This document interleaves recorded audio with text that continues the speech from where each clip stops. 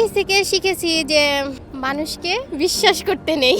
এই নতুন বছরে আমি ডাক্তার অলিক শেখ হিসেবে নিজেকে সম্পূর্ণ করতেছি।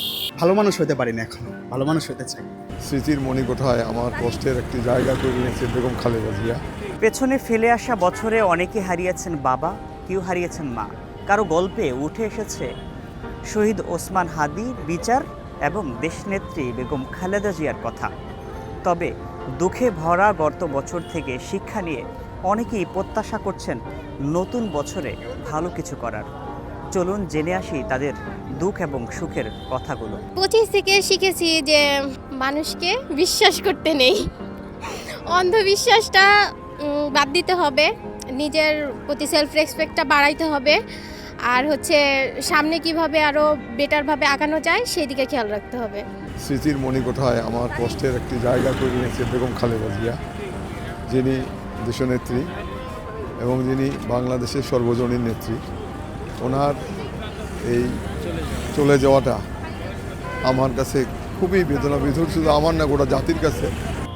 আমার থেকে মনে হয় কি মানুষের বিশ্বাস হারানো, আমার থেকে এটাই মনে হয়। মানে মানুষ তো আসলে মানে যতদিন আপনি বেঁচে থাকবেন নতুন রূপে নতুনভাবে মানুষকে চিনবেন। তো আমার থেকে মনে হয় যে আমি মানুষকে চিনছি, জানি না সামনে আরও চিনবো কিনা, বাট আমার থেকে মনে হয় মানুষ চিনছি। আমার মেজো ভাই একমাত্র ছেলে, সে 29 অক্টোবর রোড অ্যাক্সিডেন্ট করে বাইক নিয়ে। 5 দিনের মাথায় সে ঢাকার এভার কেয়ার হাসপাতালে লাইফ সাপোর্টে থাকা অবস্থায় সে ইন্তেকাল করেছে। দেশনেত্রী বেগম খালেদা জিয়ার এই যে চলে যাওয়া, এই যে মৃত্যু, তাও 25 সাল, সব কিছু মিলে যে 25 সাল, এটা একটি মহা বড় একটি পাথরের মতো মনে হয় একটা চাপা পড়ে আছি। আমার নাম অলিক শেখ, যাতে আমি এই নতুন বছরে আমি ডাক্তার অলিক শেখ হিসেবে নিজেকে সম্পূর্ণ করতেছি। 2025 সালে দুইজন ব্যক্তিকে হারিয়েছি। বাংলাদেশের জন্য স্বাচ্ছা দেশপ্রেমিক ছিলেন। প্রথমজন ওসমান হাদি, আর দ্বিতীয়টা হলো বাংলাদেশের 3 বারের প্রধানমন্ত্রী আপসীর নেত্রী বেগম খালেদা জিয়া। 25-এ বেদনাদায়ক। আমার বাবা মারা গেছিল, আমি আমার সেপ্টেম্বর মাসে আমার বাবাকে হারাইছি। তারপর আমার প্রিয় খালা ছিল, খালাকেও হারাইছি। তো সব মিলিয়ে 25 আমাকে অনেক কাঁদিয়েছে, অনেক কিছু শিখাইছে।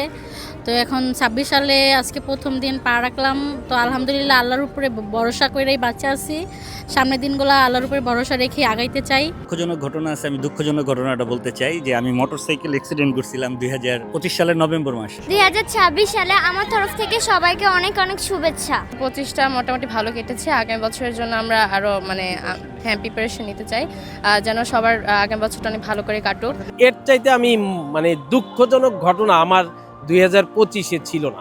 আমার চিন্তা হয়েছে রাত 10:10 এই কথা বলাতে আমাকে পাঞ্চ করে, ঘুষি মারে ডান গালে, এবং যখন আমি সরে যাই তখন আমার ডান হাতে একটু ওই তার হাতের ছুরি থেকে পোষ লাগে।